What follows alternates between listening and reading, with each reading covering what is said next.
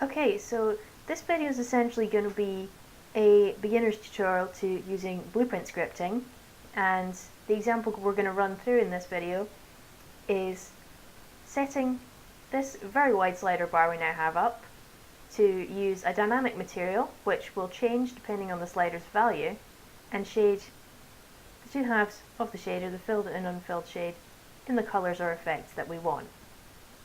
So I'm going to come on over to the blueprint graph here, and we're going to begin doing some setup in order to arrange this. So over here you have a list of various functions and variables that are currently available to your graph from your widget that you've built. So I'm going to grab this slider component, which is the same slider component we have referenced here. This blueprint reference looks like a little node like this. And if you pull out from the pin just by click and drag, then you get a whole list of functions that you can apply to that particular object. And the one we want is set style. Now, I'm going to drag that over to the right here, because before we set the style, we're going to have to set up a few things to go into the style. So, just to explain a blueprint node like this, function node looks much the same regardless of what kind of function it is. You've got your logic path arrows up at the top, and when they're connected, they form a white path. And this white path is essentially the flow of execution through your program. So this line is the key line for what happens next. Now to disconnect a line, you just hold Alt and click on it. Coloured lines like this represent data being passed back and forth. So in this particular instance, we're saying that this slider is the target for this function. Now I'm going to drag out this pin. You can see by the black dot in the centre that it's an empty pin. And I'm going to drag that out. And this is already prompting the option that I want here, which is make slider style. Sometimes nodes come out compressed like this, so if you do, you can just expand them so that you can see all of the data listed. And this is an input for all of the data that goes into a slider style. And a slider style is also just the same as you can set in the editor. This is the exact same data as we're going to be setting here. So your normal bar image, your disabled bar image, normal and disabled thumbnail images for your drag, and bar thickness. So this is just the data representation of that input panel. And the areas we're particularly interested in this one are the normal bar image, the normal thumb image, and the bar thickness, because these are the ones we're going to be editing. So, to go on our bar, we need a copy of the material that we've made. So, you just right click and then start typing material instance, you'll see this one, and that's the node we need. And for this, in the parent, we're going to select our slider bar material that was made in the previous video. Now the reason we need to create a dynamic instance of our material is that a dynamic instance can have its values set at runtime, and we're going to use that to change the parameter value that says how much of our bar we want to be filled in at any given time. So now we can pick up these two by going make brush from material. There we go. And that produces a brush, a slate brush, which we can then plug in to the bar image input in the slider style we're going to apply onto our bar.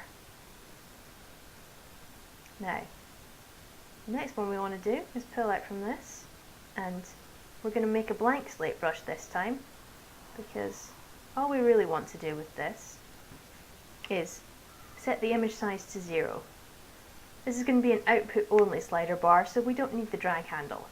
And by reducing its size to 0, we're taking away the padding gap that would be left at the top and bottom of the widget in order for the handle to sit there. So this means we just get a complete filled square as we'd like. Lastly, we already set the bar thickness on our widget to 600, but because we're going to be overriding its style, we need to do it here as well so that matches up. Finally, we've got to connect our execution pins.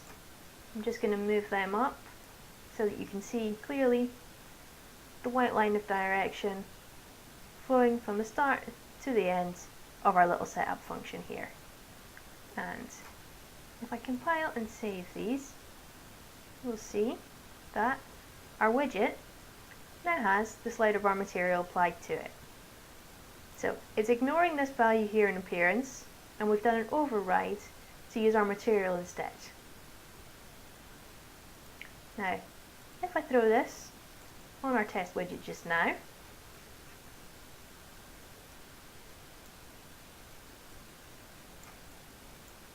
and then play the game, doesn't do very much. We have no data driving the value of this slider bar just yet. So, to demonstrate, I'm going to set up another little bit of blueprint code. Very, very simple. So, we have here this tick event, and just about every object in Unreal has got a tick event, and this just fires off every time the game clock ticks. So, for this, we're going to create a new variable, and it's just going to be of a float type, so a fractional number, and we're going to call it input. I'm going to drag it down here onto our graph. I'm going to hit compile here, and you can see once you've compiled, variables have got a default value. Default for this one is 0, which is exactly where we want it to be. Now we're just going to do a very, very simple little bit of maths here. So we're going to do a float plus float and add 0.01. Then we're going to grab input again. This time it's a set node. And we're going to apply the result of that on here. So this essentially just means that our value input will be increased by 0.01 every time our game ticks.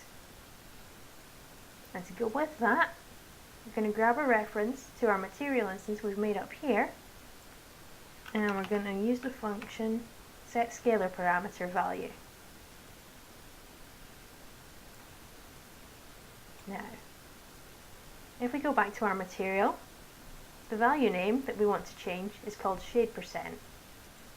So we're going to type that in here, and as its input value, we're going to give this ticking value. And you've got to make sure that the shader parameter name you put in here does match the one listed in your shader, otherwise they won't affect each other. So, if we now compile and save this again, and play, you'll see that our little health bar widget fills up.